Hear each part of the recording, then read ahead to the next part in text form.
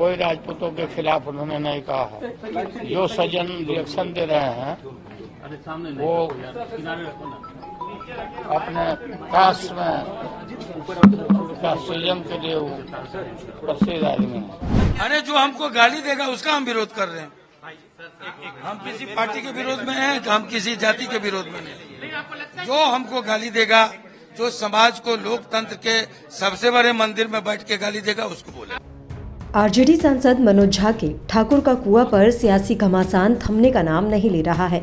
एक दिन पहले यानी गुरुवार को ही आरजेडी प्रमुख लालू प्रसाद यादव ने साफ तौर पर कहा था कि किसी का कोई अपमान नहीं हुआ और न ही राजपूत समाज को अपमानित करने की मंशा थी।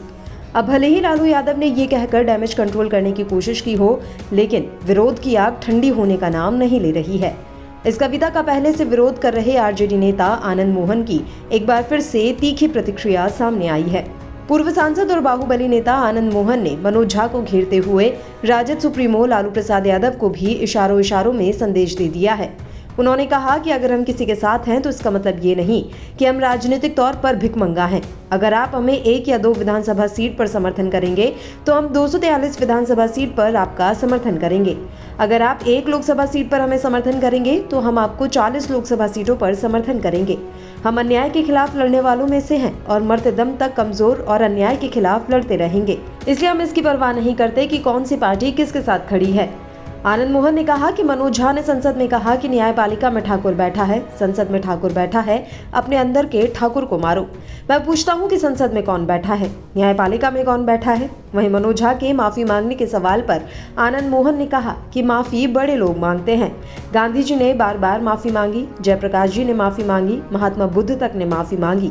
गलतियां सुधार कर लोग बड़े बनते हैं। मनोज झा तो बीजेपी का एजेंट है। उन्होंने कहा कि हम इनके बड़े पिताजी को भी जानते हैं। खुद को बहुत बड़ा समाजवादी कहते थे, लेकिन जब कांग्रेस की सरकार बनी तो समाजवादी का चोगा उतार कर कांग्रेस में शामिल हो गए और मंत्री बन गए। आनंद मोहन यही नहीं रुके। उन्होंने आगे कहा कि अगर मैं संसद में बैठा होता तो उस वक्त मनोज झा ने अगर ऐसा बयान दिया होता तो उनकी पैंट गीली हो जाती। हिमाकत नहीं होती ऐसा बयान देने की। वहीं एक दिन पहले यानी गुरुवार को भी आनंद मोहन ने बयान देते हुए कहा था कि हम किसी पार्टी के विरोध में नहीं हैं, बस जो हमको गाली देगा हम उसका विरोध करेंगे। अरे जो हमको गाली देगा उसका हम विरोध कर रहे हैं। हम किसी पार्टी के विरोध में हैं, हम किसी जाति के विरोध में नहीं। जो हमको गाली देगा, जो समाज को लोकतंत्र के सबसे बड़े मंदिर में बैठ के गाली देगा, उसको बोले। आपके बारे में आरजेडी करेगी, आप बीजेपी के संपर्क में है, दिल्ली में बीजेपी के नेताओं से मिले। अच्छी बात। इसके बाद आप इस तरह के आपको सब मालूम है तो फिर कहना क्या है?